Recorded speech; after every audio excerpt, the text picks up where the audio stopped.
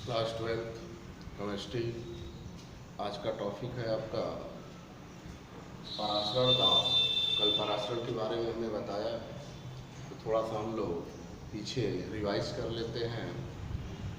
पराशरण में मैंने बताया, पराशरण एक ऐसी क्रिया होती है जिसमें विलायक के अणु कम सांद्रता से अधिक सांद्रता की ओर गमन करते हैं। तो पराशरण था, लेकिन हमें पराशरण दाब के बारे में पढ़ना था। तो आज हम लोग पराशरण दाब के बारे में जानेंगे। पराशरण दाब होता क्या है? तो जैसा कि फिगर में दिखाया गया है, इसमें किया क्या गया है, एक फनेल लिया गया है। फनेल को उल्टा करके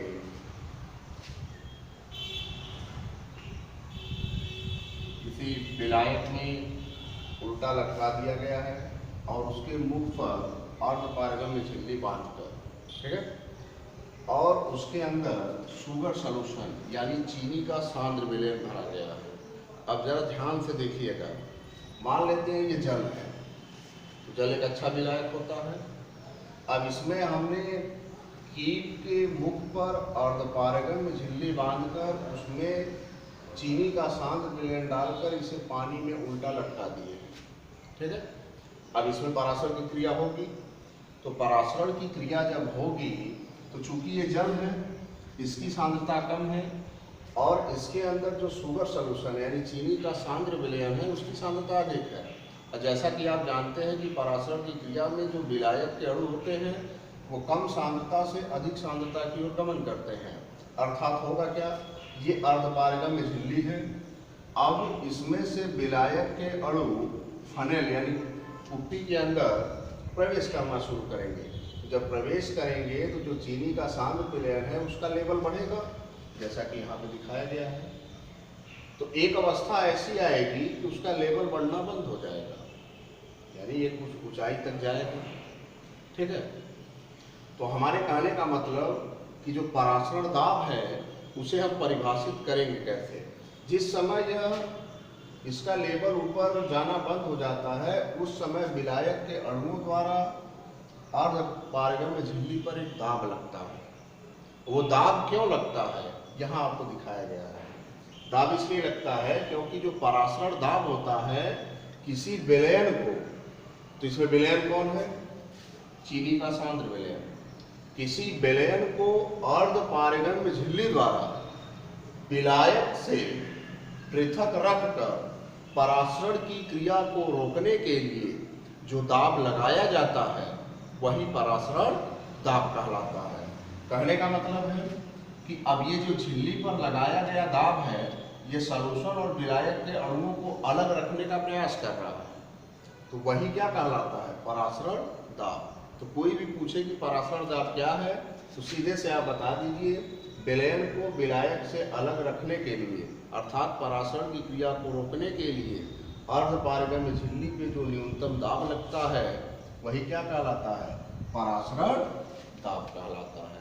तो बहुत आसान चीज है, पराशरण दाब को आसानी समझा जा सकता है। अगर ऐसे नहीं समझ में आ रहा है तो सीधे आप देख लें कि जो ये विलयन है चीनी का सांद्र विलयन और बाहर जल है, तो पराशरण क्रिया जब होगी तो एक अवस्था ऐसी आएगी जब ये लेवल बढ़ रहा था वो बढ़ना बंद हो जाएगा। इस अवस्था को बोला जाता है साम्य अवस्था, यानी न तो लेवल ऊपर जाएगा न ही लेवल नीचे आएगा। उस स्थिति में विलायक के अणु द्वारा अर्धपारगम्य झिल्ली पे एक दाब लगता है, यानी ये तो अणु अंदर जाने का प्रयास करेंगे ही, और जब प्रयास करेंगे तो दाब डालेंगे ही। वही दाब क्या कहलाता है, पराशरण दाब।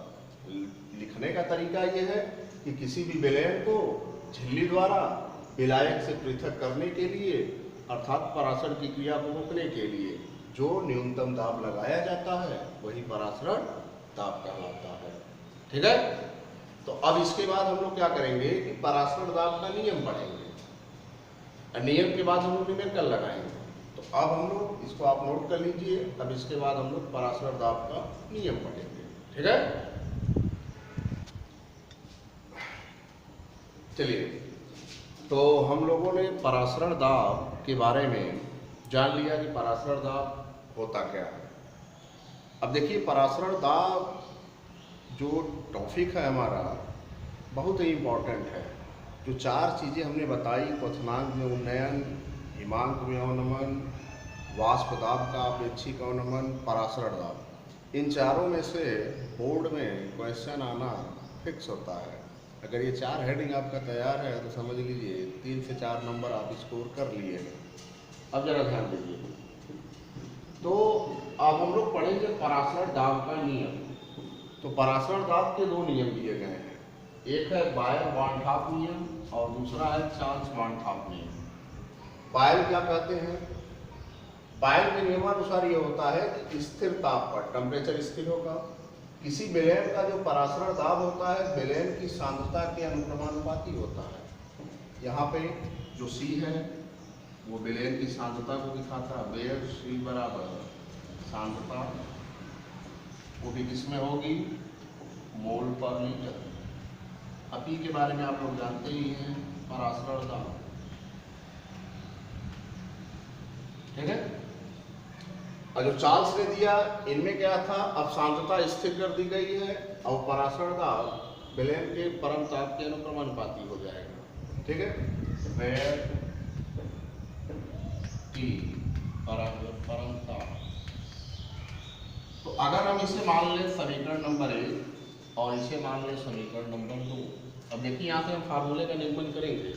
अगर आपको फार्मूला समझ में आ गया तो समझिए न्यूमेरिकल आप बहुत आसानी से लगा सकते हैं। अगर इस चीज़ को जान गए अच्छे से तो न्यूमेरिकल लगाने में कोई परेशानी नहीं होगी, ठीक है।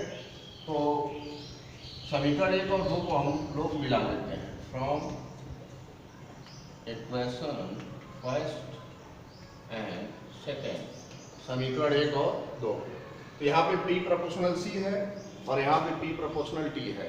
तो दोनों समीकरण को अगर हम मिला दें तो P प्रोपोर्शनल CT लिख सकते हैं, ठीक है। अब यहाँ से अनुक्रमानुपाती हटाएंगे तो भाई कोई नियतांक लगाएंगे तो हो जाएगा P बराबर CRT। अब मैंने बताया कि C जो है आपकी सांद्रता है वो भी मोल पर लीटर में है, तो C बराबर हो जाएगा N/V। N जो है मोलों की संख्या है, V जो है आयतन मोल पर लीटर, ठीक है। तो P बराबर C की जगह पे हम N/V रख सकते हैं RT। अगर हम इसका तिर्यक गुणा कर दें तो PV बराबर क्या हो जाएगा भाई, इसे हम ऐसे भी लिख सकते हैं PV बराबर NRT, जहां N क्या है, N बराबर मोलों की संख्या, और जैसा कि आप लोग जानते हैं मोलों की संख्या का फार्मूला होता है भार बटे अणु भार, यानी हम लोग N की जगह पे क्या रख सकते हैं, PV बराबर W/m/RT,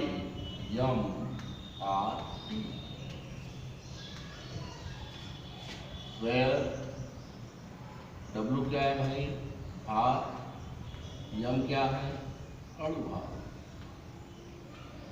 ठीक है। R जो है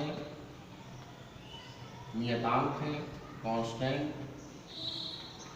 और इसकी फिक्स वैल्यू होती है 0.0821, ये फिक्स वैल्यू होती है, क्वेश्चन में दिया रहे चाहे न दिया रहे आपको पता होना चाहिए, ठीक है। तो परासरण दाब का जितना भी न्यूमेरिकल लगेगा इन्हीं फार्मूले से लगेगा, लेकिन इसमें कुछ बातों को याद रखना बहुत जरूरी है न्यूमेरिकल लगाते वक्त, जिसे हम नोट में बता दे रहे हैं। अगर आप ये भूल गए तो समझ लीजिए न्यूमेरिकल लगाने में फंस जाएंगे। जैसे पहली चीज, आप परासरण दाब का न्यूमेरिकल जब सॉल्व करेंगे तो दाब को हमेशा वायुमंडलीय दाब में रखेंगे। किसमें रखेंगे, वायुमंडलीय, यानी दाब हमेशा वायुमंडलीय होगा। हमारे कहने का मतलब है अगर क्वेश्चन में दाब आपका मिमी में दिया है तो पहला काम आपका होगा कि दाब को आप वायुमंडलीय दाब में बदलेंगे।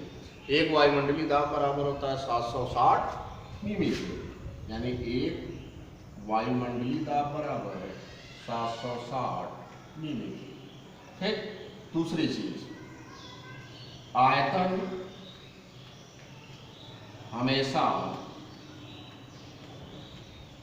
लीटर में, यानी अगर परासरण दाब का न्यूमेरिकल आप सॉल्व कर रहे हैं उसमें आयतन अगर आपको ml में दिया है तो पहला आपका काम होगा कि आयतन को आप हमेशा लीटर में बदलेंगे। अगर लीटर में दिया है तो ठीक थे, अगर लीटर में नहीं दिया है तो आप हमेशा आयतन को किस में रखेंगे? लीटर में। तीसरी चीज,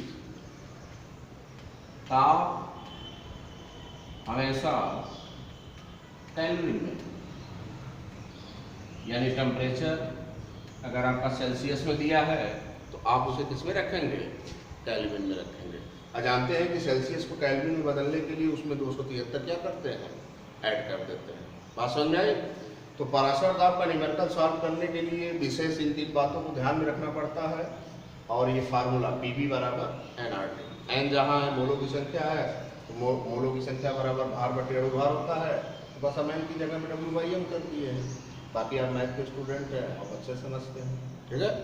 तो अब इसका न्यूमेरिकल जो है आपको नेक्स्ट क्लास में बताया जाएगा। फिलहाल आप इतनी चीज़ों को अच्छे से रिवाइज कर लीजिएगा। अब इसके आगे न्यूमेरिकल के बारे में हम लोग नेक्स्ट क्लास में